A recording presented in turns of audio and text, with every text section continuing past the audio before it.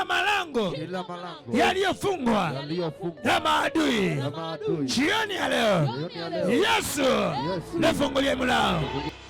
Kanisa la Maji Mazuri Gospel Church linakualika kwenye crusade kubwa itakayofanyika tarehe 7, 8 na 9 Agosti mwaka huu katika shule ya msingi ya Thawabu Kayole. Mkutano huu wenye nguvu utaongozwa na Nabii Steven Juma kuanzia saa 9 alasiri kila siku. Njoo upokee maombi, uponyaji, ukombozi na neno la Mungu litakalobadilisha maisha yako. Huu ni wakati wako wa kushuhudia nguvu za Mungu zikifanya kazi.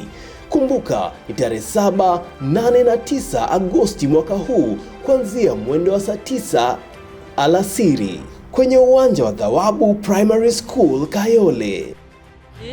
Mkatae mkubali na kuomboa Kenya. Wakenya wote waliofuatwa na madhabahu ya wachawi na waganga, freedom is coming.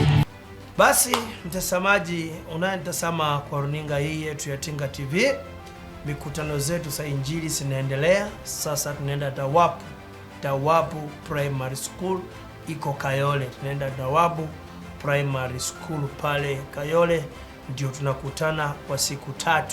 Huu mwezi wa 8 tunakutana hapo siku 3.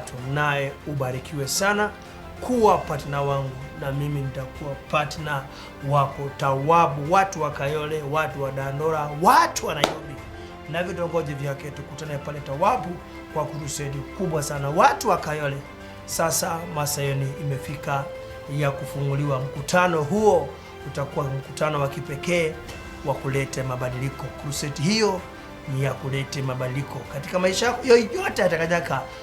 Katika crusade hiyo ataona mabadiliko. God bless you so much.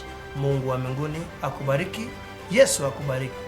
Tarehe 7, tarehe 8 na tarehe 9 tukutane pale Thawabu Primary School pale Kayole, alafu Mungu atachitolea utukufu. Basi mpendwa mtazamaji, hii tile namba unaiona hapa chini ni ya kusupport crusade.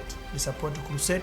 Sijawahi omba kusupport crusade, lakini niko na crusade almost 40. Nikitoka Thawabu naenda niko na crusade mingi sana. So Mungu wa mbinguni awabariki. Naye ule amenisupport hapa, nitakupigia simu mimi mwenyewe, ni mtumishi wa Mungu. I just call you na nikwambie asante. Be blessed. Amen. Huu ni wakati wako wa kushuhudia nguvu za Mungu zikifanya kazi. Kumbuka, ni tarehe 7, 8 na 9 Agosti mwaka huu kuanzia mwendo wa saa 9 alasiri.